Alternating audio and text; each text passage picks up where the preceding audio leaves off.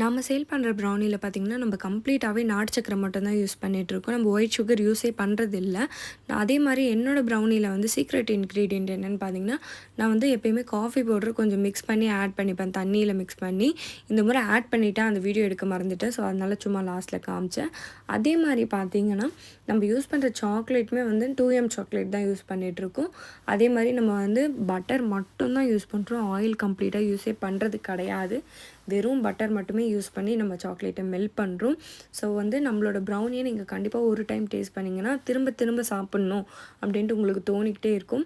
So உங்களுக்கு brownies order பண்ணணுன்னா ஸ்க்ரீனில் தெரியுற நம்பருக்கு வாட்ஸ்அப் பண்ணுங்கள். அப்படி இல்லைனா nivetha_munusaமின்ற என்னோட இன்ஸ்டாகிராம் ஐடிக்கு டிஎம் பண்ணுங்கள். இது வந்து ஒரு ட்ரிபிள் சாக்லேட் ப்ரௌனி. எவ்வளோ சாக்லேட்ஸ் லோட் பண்ணியிருக்கேன்னு பாருங்கள். டாப்பிங்ஸாகவும் நிறைய சாக்லேட் போடுவேன். உள்ளேயும் வந்து நிறைய அப்ளை பண்ணுவேன். சைட்ஸ்லேயும் இருக்கும்.